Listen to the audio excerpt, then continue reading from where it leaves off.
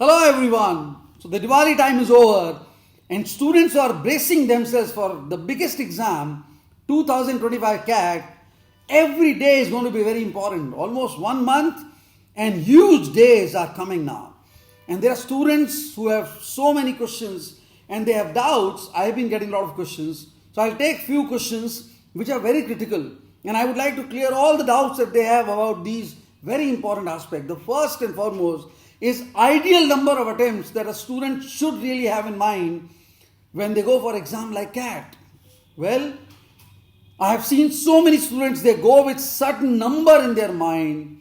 I'm telling you, most of them get bamboozled and hoodwinked by the CAT committee because they know that students who preempt a lot or who plan ahead for things which are not in their control, life doesn't really offer them a lot of solutions. My advice and my answer is go like a blank slate, like an empty canvas and paint a new picture. The gravity or the wisdom lies in understanding the impact that the paper will have, the sagacity, the maturity of the questions, and scale down or scale up accordingly. Assuming you're good at maths and you go with that number in your mind that, well, out of 22 questions, I'm going to actually attempt 16, 17 questions. Now, when you have this number in your mind, you tend to possibly forget the fact that the paper and its toughness also matters the most. And you don't realize it and you try to go for that number wherein your friend did not have any number in the mind and settled with almost like 10, 12 questions, knowing very well that others will also find it difficult. That boy ended up getting a call from IIMs and you don't. Well, I've seen that. It's better that people understand the fact that let the paper unfold. Their focus should be to really make sure that their nerves are in control and they are solving a business problem while solving the entire exam. So that's one very important doubt that people have. The second is accuracy versus attempt. Shall I go for accuracy or number of attempts? Well, again, the answer is absolutely conservative. And my conservatism tells me that assuming all factors being constant, always prefer accuracy. Because I have seen students are getting rewarded handsomely when they go for accuracy. Somehow, when you go for attempts in your mind, you tend to gamble. You tend to possibly, try and take undue risk. Risk is important. Calculated risk is important. But gambling is not.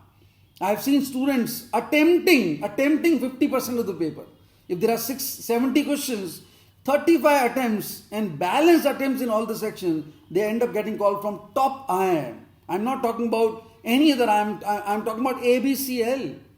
It can happen. So please back your accuracy. And I always recommend students that they should aim at securing 80% accuracy in mock test.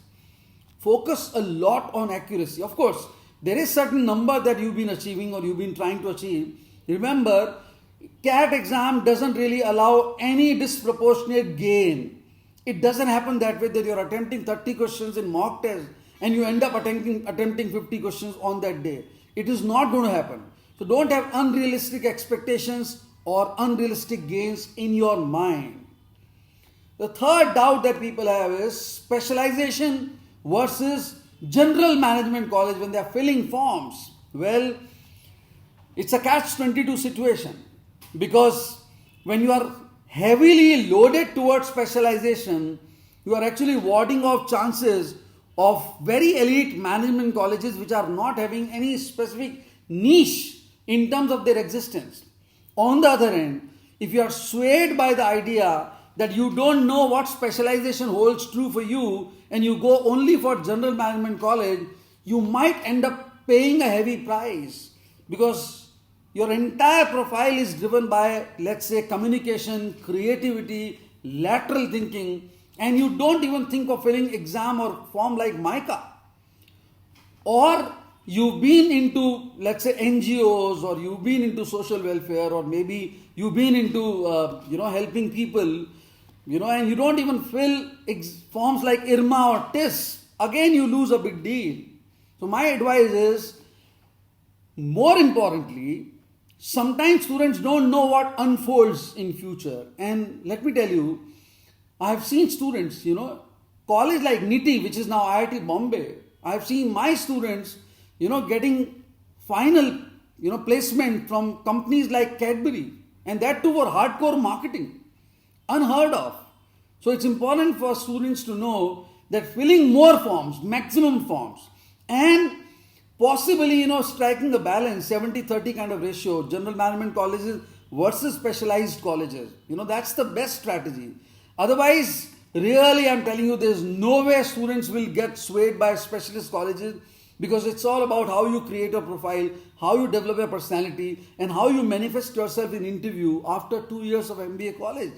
So many things change completely. And why are we getting hung up on certain notions which don't even exist in the mind of the recruiter? The recruiter doesn't look at all these aspects. The recruiter is looking at how clear are you, how smart are you, how much effort have you put into a management college in order to change your personality. So there are so many ways students actually get completely surprised when they are studying in a good MBA college. Well, I'm sure there are more doubts, more questions. I will take more questions in my next videos. But if you have any questions, any doubt about any management entrance exam or anything that disturbs you, do write, do send me your query. I'll take up in my future videos. And if you like my videos, do subscribe and do share. Thank you so much.